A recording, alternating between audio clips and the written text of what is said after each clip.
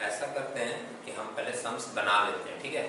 उसके बाद आप लोग क्या है बनाइएगा, और जहाँ कैलकुलेशन का ज़रूरत पड़ेगा वो कैलकुलेशन थोड़ा कैलकुलेटर में करके बताते रहिएगा क्वेश्चन। और ये क्वेश्चन जो है रेसिडेंशियल स्टेटस और इंसिडेंस ऑफ टैक्स दोनों का मिक्स करके पूछा है। मतलब जैसे ये क्वेश्चन अगर सॉल्व कर लेते हो तो इसमें आपको रेसिडेंशियल स्टेटस वाला भी रिवीजन मिल जाएगा और इंसिडेंस ऑफ टैक्स वाला भी मिलेगा।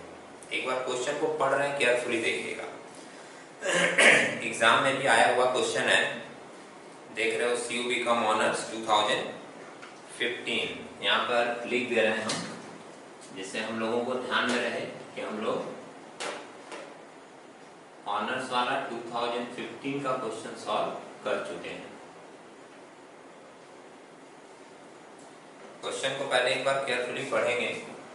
वो पिक्चर दिख रहा है यहाँ पर, ठीक है। सी यू बी कॉम ऑनर्स 2015 का सम्स है। सम्स को एक बार केयरफुली देखना।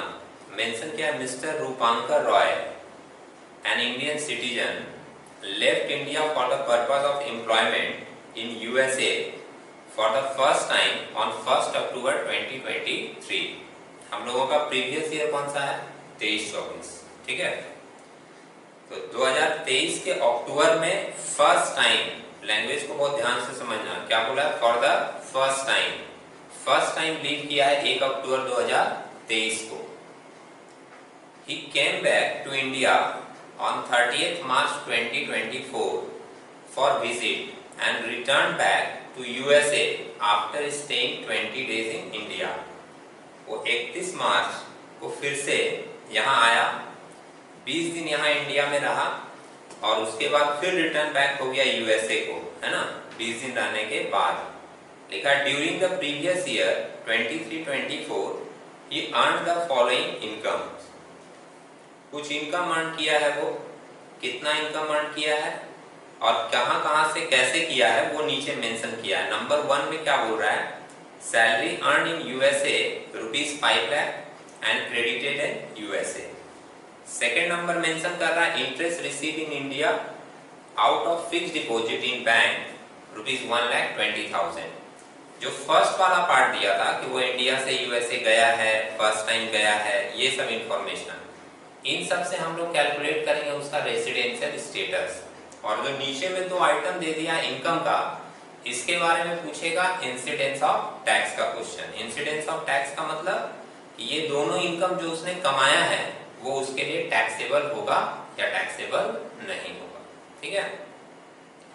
नीचे देखिए मेंशन किया है, क्वेश्चन पूछा भी है clearly, determine his residential status and tax incidence in India for the assessment year 24-25, ठीक है। तो हम लोग स्टेप वाइज करेंगे। पहले क्या करेंगे, इसका रेसिडेंशियल स्टेटस निकालेंगे, जो बेसिक रूल और एडिशनल रूल था वो फॉलो करके, और उसके बाद फिर हम लोग देखेंगे कि इसका इंसिडेंस ऑफ टैक्स क्या होगा। तो सबसे पहले बेसिक रूल और एडिशनल रूल अप्लाई करने से पहले हम लोगों को कुछ डेज कैलकुलेशन करना पड़ता है। डेज कैलकुलेशन मतलब ये निकालना पड़ेगा कि वो कितने कितने दिन किस किस ईयर में इंडिया में प्रेजेंट था। स्टेप बाय चलेंगे। सबसे पहले डेज कैलकुलेशन करना है। कुछ लोगों को अभी भी कंफ्यूजन होता है, अच्छे से देख लीजिए, बहुत ज्यादा डिफिकल्ट एरिया नहीं है। सबसे पहले हम कंप्यूट कर रहे हैं क्या? Days, computation of number of days present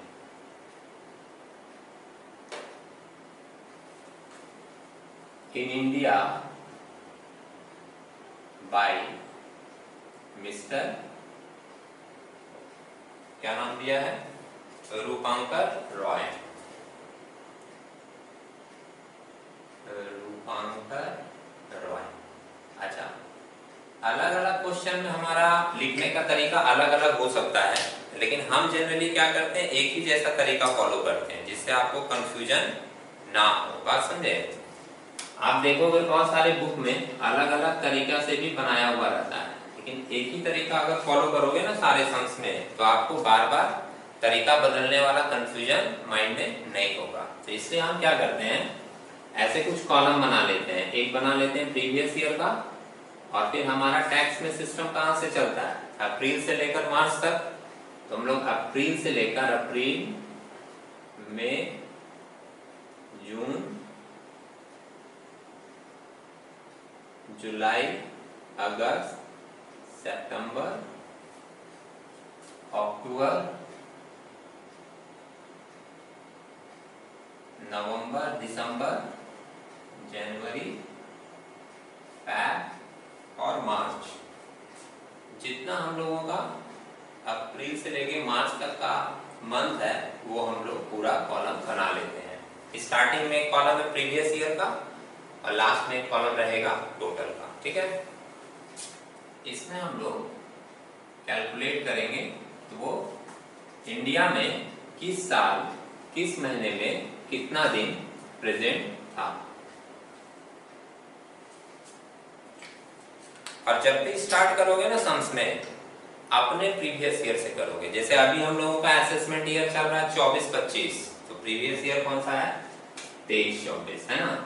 तो हम लोग अपने 23-24 वाले साल से हमेशा शुरू करेंगे। अब एक बार सोच के देखिए 23-24 वाले साल में सम्स में एक बार फिर से देखिएगा लाइन, वो मेंशन किया था 1 अक्टूबर 2023 को वो इंडिया छोड़कर बाहर गया है। देखा 1 अक्टूबर 2023 को अक्टूबर में गया है, इसका मतलब अप्रैल में तो वो इंडिया में था है ना, मई में भी था, जून में भी था, जुलाई में भी था, अगस्त में भी था, सितंबर में भी था और 1 अक्टूबर को गया है। तो ये बात ध्यान रखिएगा। 2-3 बातें हैं, ये 31 है, मैं थोड़ा बड़ा लिख देते हैं। 2-3 बातें यहाँ पे ध्यान रखिएगा जो पहले भी आपको बताया जा चुका है। पहला कि अगर वो किसी दिन एक दिन रहकर भी गया है या किसी मंथ के लास्ट डेट में भी आया है तो वो भी हम लोग काउंटिंग में लेंगे। ठीक है, दूसरी बात क्या है, ये एक नॉर्मल चीज है, बहुत सारे लोग ऐसे ही कैलेंडर बार बार देखते हैं तो माइंड में रहता है कि कौन सा मंथ कितने का होता है ना। नहीं तो जनरली हम लोग क्या करते हैं, एक महीना लेते हैं 30 का तो दूसरा वाला महीना होता है 31 का। बीच में 2 बार ऐसा टाइम आता है जब दोनों महीना 31 का होता है। जैसे आप देखोगे जुलाई और अगस्त ये दोनों 31 का होगा, और जनवरी, दिसंबर और जनवरी अगर लेना होता तो ये भी हम लोगों का कब आता, दिसंबर और जनवरी भी आता है 31 और 31 का। इनफैक्ट कुछ लोग ऐसे मुट्ठी बनाकर भी काउंट करते हैं कि जो अप साइड में होगा वो 31 का होगा, जो डाउन साइड में होगा वो 30 का होगा। ऐसे करके भी काउंटिंग करके हम लोग 30 और 31 का मंथ काउंट कर लेते हैं, होता है ना। जैसे आप ऐसे करके करोगे तो जैन होगा 31 का, फैब डाउन है तो फैब तो ऐसे भी 28 और 29 का होता है। फिर मार्च अप में है तो 31 का होगा, अप्रैल डाउन में जाएगा तो 30 का होगा, मई अप में है तो 31 का होगा, जून डाउन में है तो 30 का होगा, जुलाई अप में है तो 31 का होगा, और यहाँ जुलाई के बाद वापस यहाँ आओगे तो अप में है तो जुलाई 31 का होगा, फिर अगस्त भी 31 का होगा। समझ रहे हैं? तो ये वाली चीज बहुत लोग जानते हैं, जो नहीं जानते हैं वो इस तरीके से काउंट करके ले लीजिएगा। ठीक है, अच्छा, डाउट एकदम नहीं होना चाहिए। अप्रैल से लेकर वो 1 अक्टूबर तक था, 1 अक्टूबर को तो चला गया तो इसका मतलब अब वो नवंबर, दिसंबर, जनवरी, फरवरी और मार्च में यहाँ पर प्रेजेंट नहीं था। सम्स में देखना वो लिखा है कि 30 मार्च को वो इंडिया आया था और फिर 20 दिन रह के वापस चला गया था। लाइन को ध्यान से देखिए, दिखा, तो जब 30 मार्च को इंडिया आया था ना तो बोला जाएगा 2 दिन और वो मार्च में भी रहा, 30 और 31 को। ठीक है, फिर चल 20 दिन यहाँ पर रहा था, उसके बाद वापस चला गया। अब ये हम लोग जो पूरा 1 साल का डेटा यहाँ पर लिखे हैं कि इस 1 साल में वो कितने कितने दिन रहा, इसको जरा एक बार टोटल करके बता दो कितना हो रहा है। तो हम यहाँ देख रहे हैं 1 2 3 4 5 6 महीना को 30 से लेंगे तो 6 3 18, 180 दिन, 2 3 4 5 6, 80 और 6 हो जाएगा 186 डेज। मतलब टोटल पिछले साल वो 186 डेज इंडिया में प्रेजेंट था। लाइन को ध्यान से सम्स को देखिएगा, मेंशन क्या कर रहा है। अच्छा, हम बार बार बोलते हैं कि सम्स को ध्यान से देखिएगा। क्यों बोलते हैं? क्योंकि अगर तुम एक बार सम्स समझ गए और रूल सारा तुमको याद है तो बहुत ज्यादा तुमको कंफ्यूजन नहीं होगा। बहुत सारे लोग जो है ना वो सम्स को केयरफुली समझते नहीं है और इससे उनको ये लगता है कि डेटा कहाँ से दिया जा रहा है। ज्यादातर चीजें क्लियर हो जाएंगी अगर आपको सिर्फ दो चीज समझ में आ गया, सम्स केयरफुली पढ़े हो और रूल्स आपको सारा याद है, तो आपको कोई प्रॉब्लम होगा नहीं। वो मेंशन किया था कि वो फर्स्ट टाइम इंडिया से बाहर गया है 1 अक्टूबर को, समझ रहे हैं? तो इसका मतलब कि 2022, अगर हम इसका पीछे का साल लें 2022-23 एंड बैक, एंड बैक का मतलब है 21, 22, 20, 21 के पीछे जितना भी साल है, इन सारे ईयर में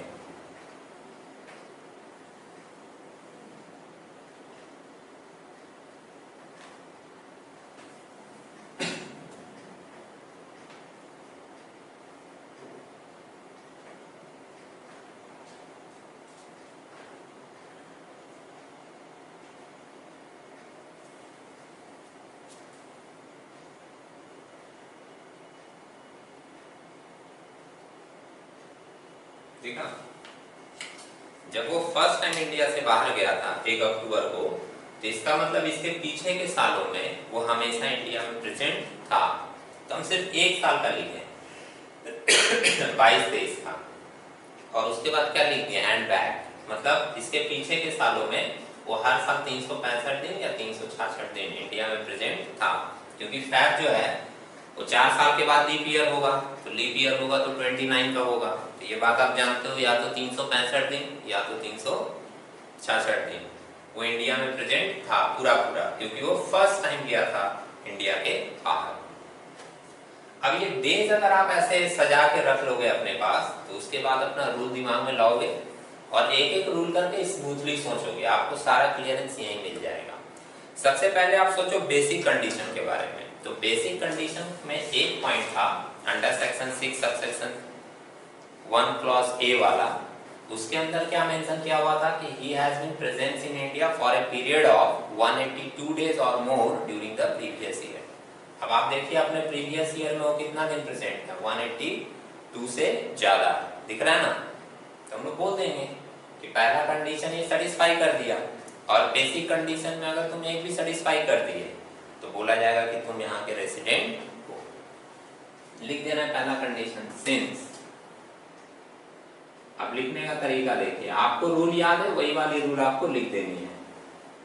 mister Rupankar Roy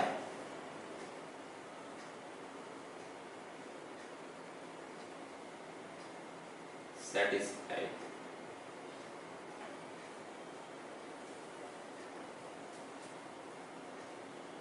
One of the basic condition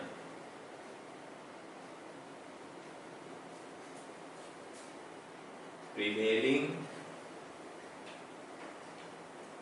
under section 6 subsection 1 clause A, which states that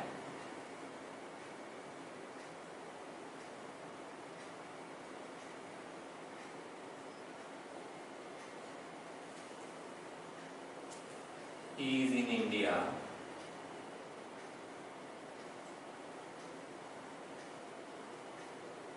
for a period of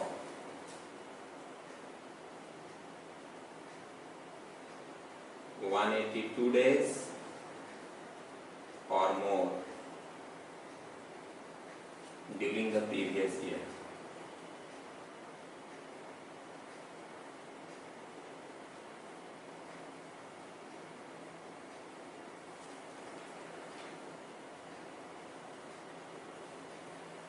Further, he also satisfied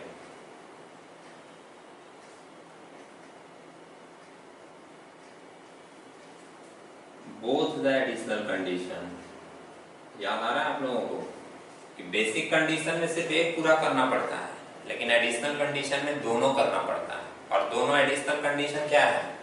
पहला एडिशनल कंडीशन बोल रहा है कि अपने प्रीवियस ईयर को छोड़कर पीछे के 10 सालों में से 2 में उसको रेसिडेंट होना पड़ेगा। तो एक बार अपने मन में सोच लो, वो हर साल 365 करके प्रेजेंट है। हर साल जब 365 करके है तो 182 वाला रूल तो वो हर साल पूरा कर रहा है, अब 182 वाला रूल जब वो हर साल पूरा कर रहा है तो वो तो हर साल रेसिडेंट हो जा रहा है, और हमको कितना चाहिए, 10 में से 2 में कर रहा है वो पूरा। और दूसरा एडिशनल कंडीशन क्या था कि अपने प्रीवियस ईयर को छोड़कर पीछे के 7 सालों में से उसको 730 दिन प्रेजेंट रहना पड़ेगा या उससे ज्यादा। तो अगर इस ईयर को छोड़ दें और पीछे का 7 साल देखें तो हर साल तो वो 365 करके है। अब 365 करके अगर हर साल रहेगा तो 2 साल जोड़ोगे फिगर, आपको मिल जाएगा कितना, 730 दिन। तो वो बेसिक कंडीशन भी पूरा कर रहा है और दोनों एडिशनल कंडीशन भी पूरा कर रहा है। अगर आपको मेरी बात नहीं समझ में आई तो मैं इसको लिख के दिखाता हूँ। देखिए, further he also satisfy both the additional condition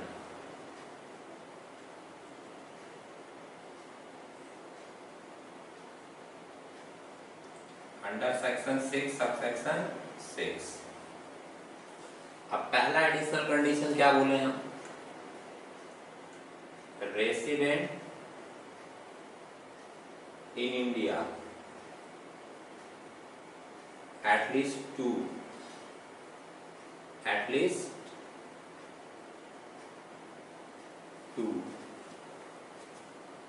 previous year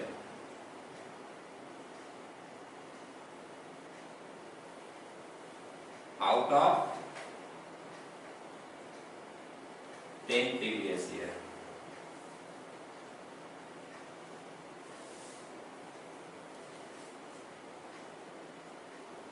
immediately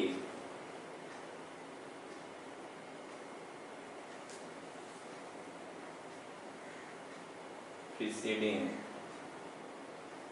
the current previous year। immediately preceding the current previous year का मतलब क्या है कि अपने previous year को छोड़कर पीछे का 10 साल में उसको 2 में यहाँ का रेसिडेंट होना पड़ेगा।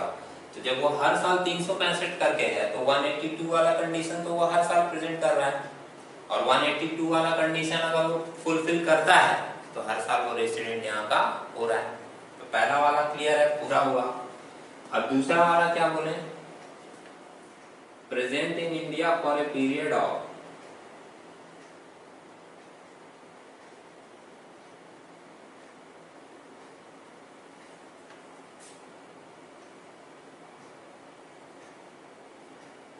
730 days or more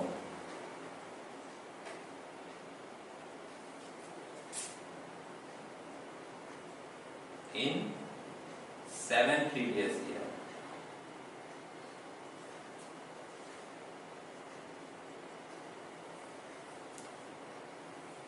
पीछे का प्रीवियस ईयर को छोड़कर पीछे के 7 सालों में 730 दिन होना चाहिए मिलाकर, जोड़कर देख लीजिए, हर साल 365 करके है ना। तो 7 साल का जोड़ेंगे तो 730 से तो बहुत ज्यादा हो जाएगा। तो लिखेंगे presence in India for a period of 730 days or more in 7 previous year immediately preceding the current previous year. Immediately preceding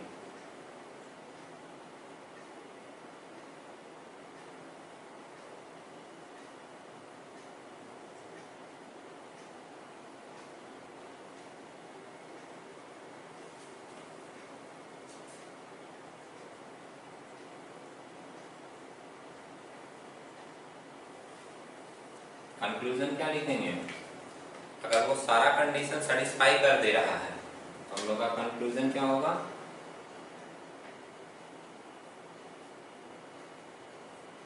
basic condition पूरा होता है तो हम लोग बोलते हैं कि वो रेसिडेंट है, और एडिशनल कंडीशन सेटिस्फाई होता है तो बोलते हैं कि वो ऑर्डिनरी भी है।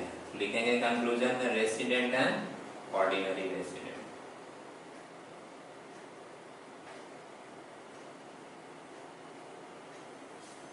देख लीजिए, अब इसी में स्टेटस क्या चेंज हो जाता, अगर वो बेसिक वाला ही पूरा नहीं करता, 2 बेसिक है, एक भी पूरा नहीं करता तो हम लोग बोल देते नॉन रेसिडेंट है।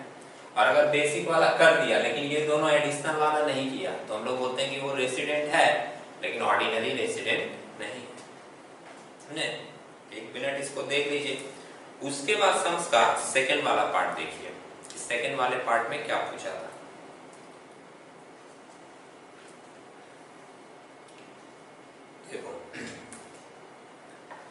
सेकेंड वाले पार्ट में बोला था during the previous year 22-23 he earn the following income, उसने कुछ इनकम अर्न किया है। अब ये इनकम उसके लिए टैक्सेबल होगा या नहीं ये बताना है, और ये कोई भी इनकम टैक्सेबल होता है या नहीं होता है ये हम लोग कैलकुलेट करना सीखे थे किसके अंदर, इंसिडेंस ऑफ टैक्स के अंदर, है ना।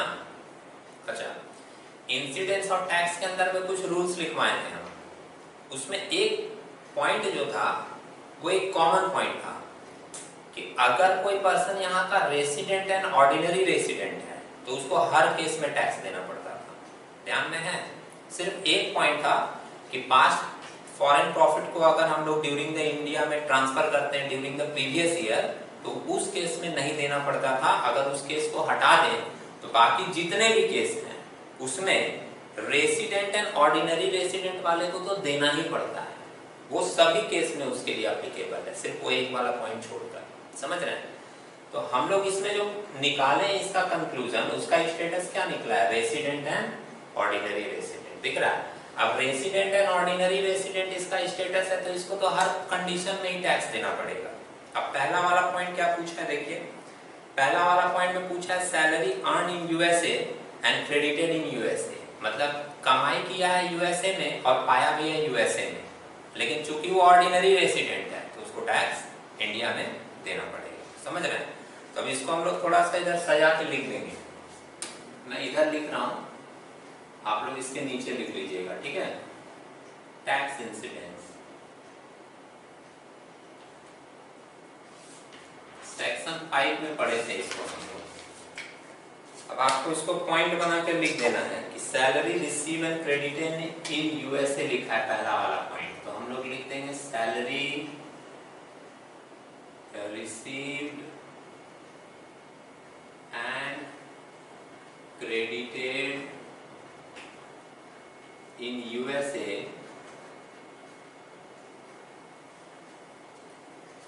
is taxable in the hands of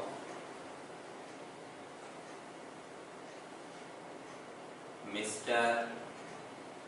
Rupankar Roy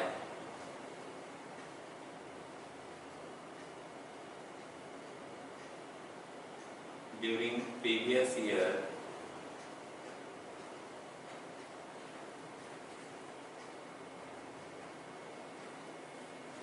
या असेसमेंट ईयर लिख दीजिए, ज्यादा सही है। ड्यूरिंग असेसमेंट ईयर, आपका अभी का असेसमेंट ईयर क्या है,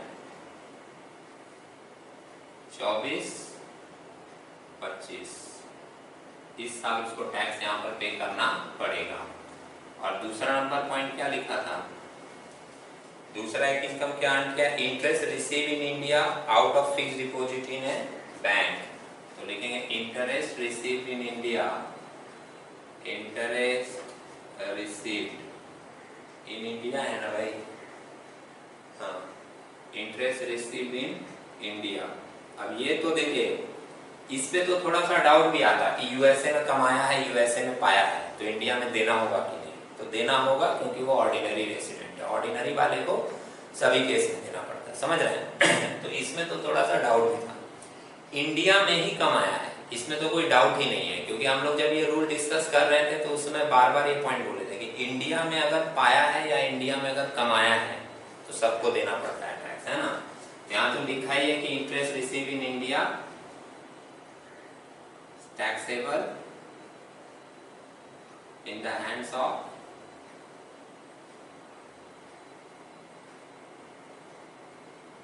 मिस्टर रूपांकर रॉय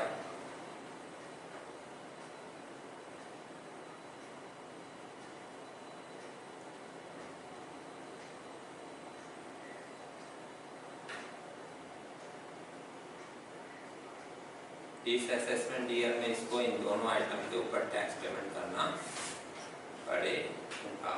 समझ रहे हैं? ये जो क्वेश्चन था दोनों मिक्स करके दे दिया था, मतलब इसमें रेसिडेंशियल स्टेटस और इंसिडेंस ऑफ टैक्स दोनों मिला के दे दिया। नहीं तो आप बहुत सारा क्वेश्चन में देखते हो क्या रेसिडेंशियल अलग पूछता है, इंसिडेंस ऑफ टैक्स अलग पूछता है। मेरा सीयू बीकॉम का ईयर सॉल्व वाला जो चैनल है उसमें भी इसके ऊपर बहुत सारा क्वेश्चन डिस्कस करके दिया हुआ है, उसका अगर प्लेलिस्ट जाकर देखोगे तो बहुत सारा क्वेश्चन रिवीजन करने के लिए एक बार इसको फिर से देख लीजिए, अगर मन में किसी को कोई डाउट आए तो एक बार फिर से पूछ लीजिए, हम फिर से बता। ठीक है, थैंक यू।